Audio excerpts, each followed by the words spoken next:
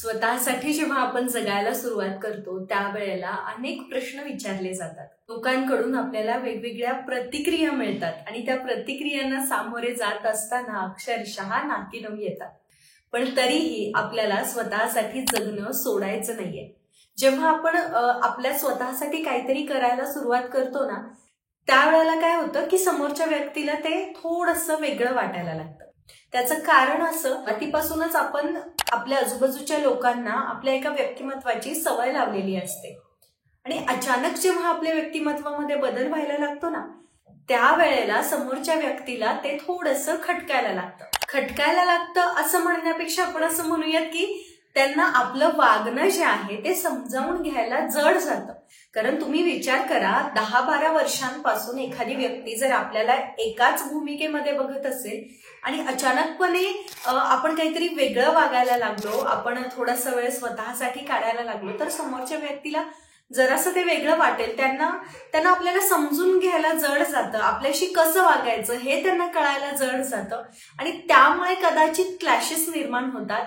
आता घरामधलं जर उदाहरण घ्यायचं झालं तर बऱ्याचदा आपल्याला अशी सवय असते की सगळ्यांना चहा हातामध्ये नेऊन द्यायचा. पण जर आपण असं करायला सुरुवात केली की चहा गाळून आपण सगळ्यांचा चहा जो आहे तो एकाच ठिकाणी ठेवला, हॉलमध्ये एका ठिकाणी ठेवला, किंवा मग गॅस कट्ट्यावरती आपण चहा गाळून चहाचे कप जे आहेत सगळ्यांचे ते एकत्र ठेवले आणि सगळ्यांना सांगितलं की चहा घ्यायला या, चहा झालेला आहे, तर सगळ्यांना अचानक ते वेगळं वाटणार आहे. याच्या मागं आपला दृष्टिकोन काय असतो की आपल्याला 5 मिनिट आपले जे आहेत ते वाचवायचे असतात. कारण प्रत्येक रूम मध्ये प्रत्येकाच्या हातात चहा नेऊन देण्याऐवजी आपण एकाच ठिकाणी तो ठेवला आणि सगळ्यांना बोलवलं तर तिथे आपले 5 मिनिट वाचणार आहेत, बरोबर ना?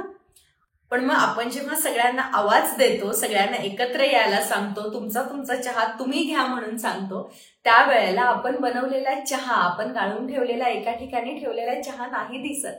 काय दिसतं की आज मला माझ्या ताईने किंवा माझ्या आईने हातात चहा आणून दिला नाही, माझ्या बायकोने हातात चहा नाही आणून दिला, तिने मला तिथे येऊन घ्यायला सांगितला. मग ह्या गोष्टीवरती फोकस केला जातो कारण तोच आपल्या वागण्यातला बदल जो आहे तो त्यांना दिसतो. मग आपल्याला काय वाटतं की अरे मी इतकं सगळं केलं ते तर यांना दिसलं नाही, फक्त मी चहा नेऊन दिला नाही हेच समोरच्या व्यक्तीला दिसतंय. असं का? तर त्याचं कारणच असं आहे की आपल्या वागण्यामधला तो जो बदल आहे ना, तो बदल सर्वांना दिसतोय. जे आपण रोज करतोय ते कोणालाही दिसत नाही, कोणीही ते नोटीस करत नाही, कारण ते आता सगळ्यांच्या सवयीचं झालेलं असतं. पण जेव्हा आपण वेगळं काहीतरी करतो त्यावेळेला सगळ्यांचं लक्ष आपल्याकडे जातं आणि मग तिथून आपल्याला वेगवेगळ्या प्रतिक्रिया यायला सुरुवात होते.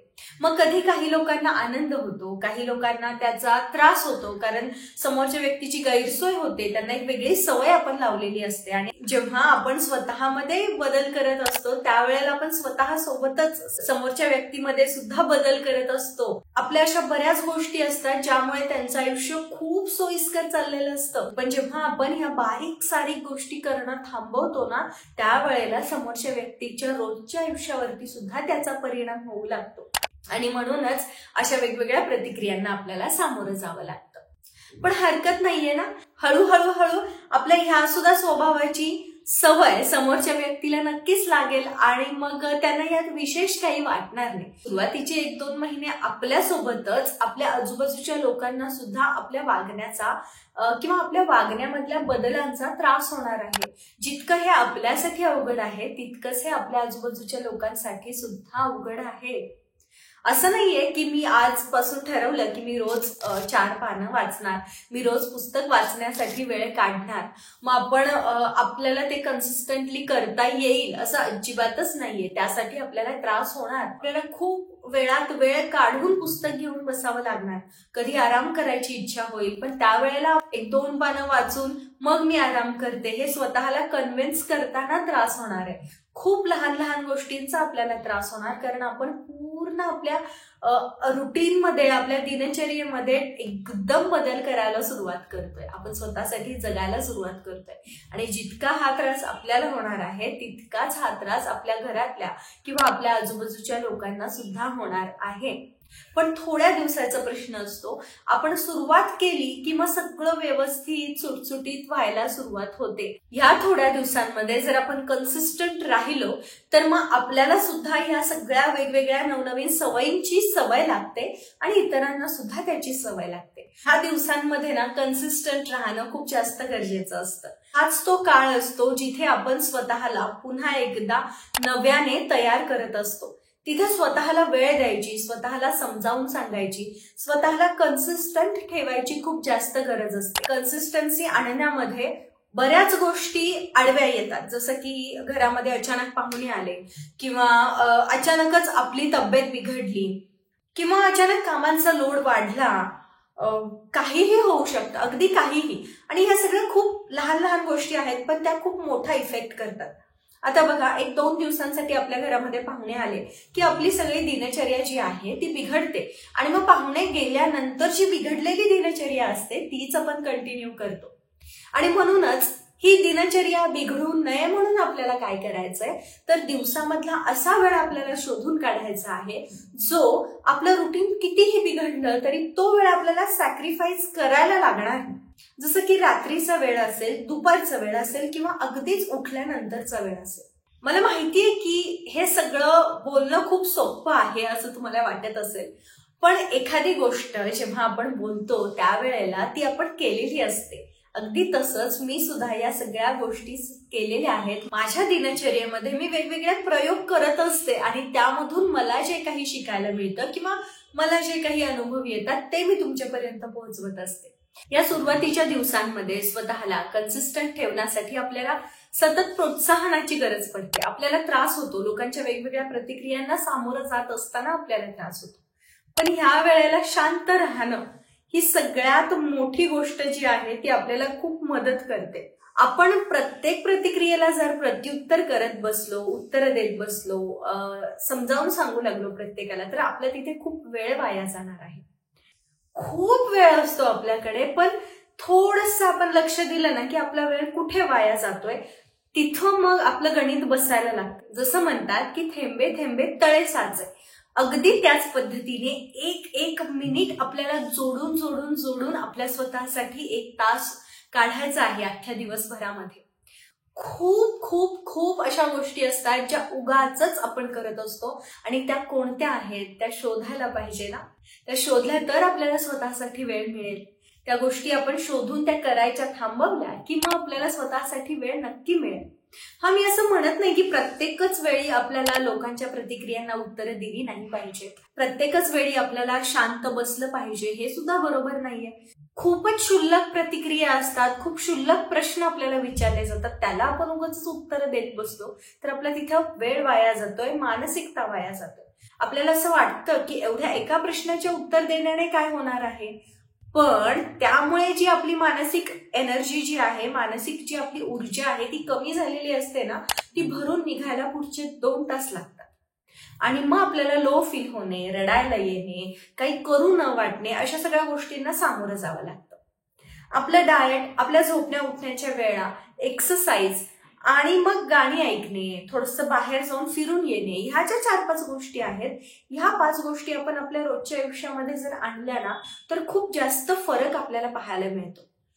खूपदा असं होतं की आपण सकाळी उठतो, नाश्ताच करत नाही, कामच करत बसतो, दुपारचं जेवण आपलं वेळाने होतं, आपण कोणत्याही वेळेला काहीही खात असतो, काहीही करत असतो. त्या सगळ्या गोष्टींमध्ये थोडे आपण जर चेंजेस आणले तर नक्कीच आपल्याला स्वतःमध्ये बदल करण्यासाठी नक्कीच आपल्याला मदत होईल.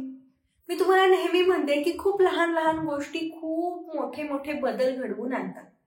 सुरुवात करायची आहे ती आपल्या डाएट पासून.